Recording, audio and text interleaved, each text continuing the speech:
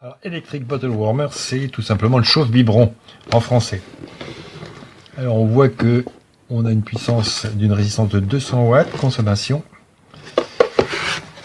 Et on voit ici sur la boîte, donc qu'on essaiera de ne pas perdre tout de suite, un équivalent des durées de cuisson suivant le matériau du biberon, suivant la taille du petit pot. Voilà, puisque il n'y a pas de chronomètre particulier ou de programme sur le chauffe-biberon, donc on s'aidera de tout ça. Alors, ce qu'on a dans la boîte, alors le corps du chauffe-biberon ici, c'est la partie branchée sur le secteur avec le cordon 220 classique et le panneau de commande lumineux. Alors on a le petit panier qui va au fond, donc le panier est chargé de recueillir le biberon ou le petit pot.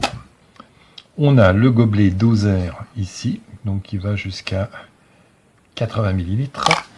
Et on a le pare-vapeur ou le petit chapeau qu'on met dessus. Alors ici, le détrompeur, voilà.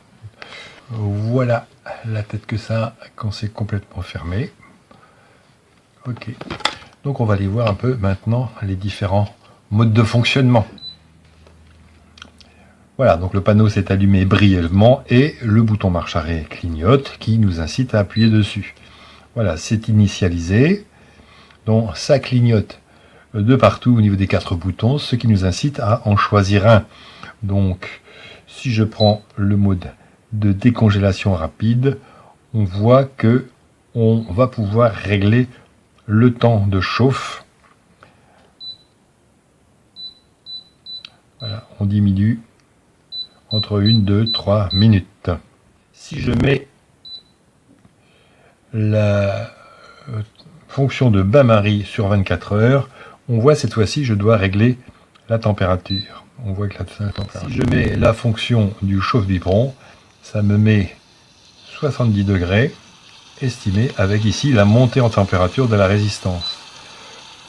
Donc je l'arrête puisque j'ai pas mis de liquide à l'intérieur.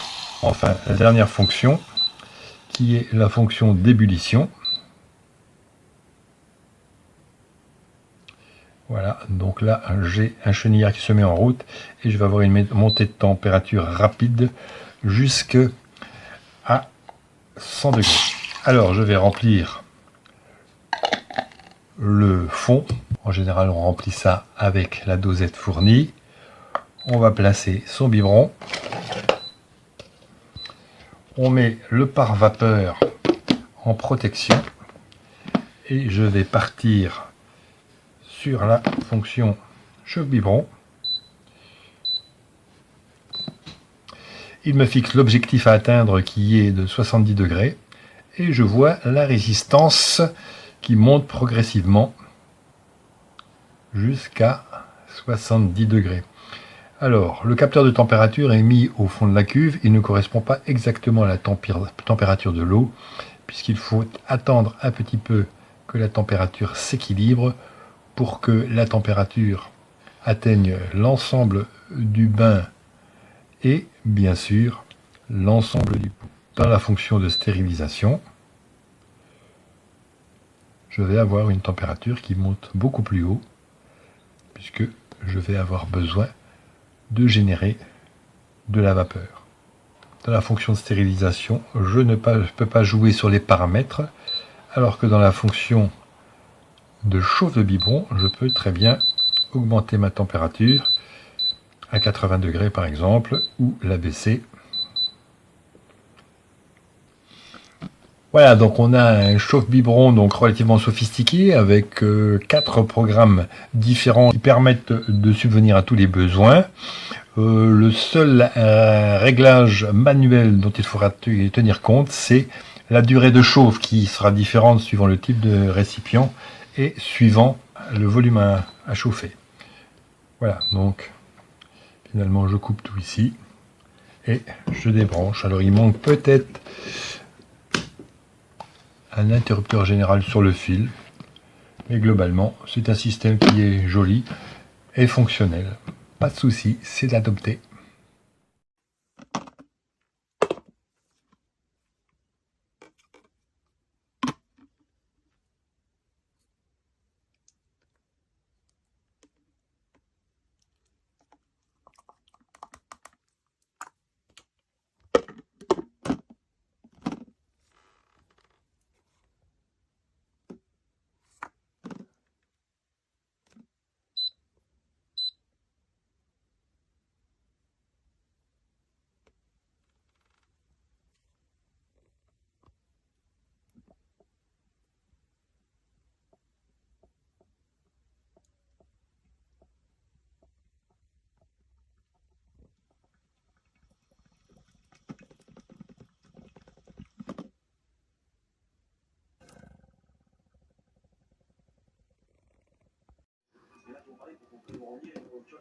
Moi, je préfère parler devant. Je veux avoir le plus d'alliés possible contre les roses étoilées, même si je suis trop bien réactif, que je ne ferai pas d'entre eux. À un moment donné, il faut éliminer les plus forts si on veut les plein dans ce jeu.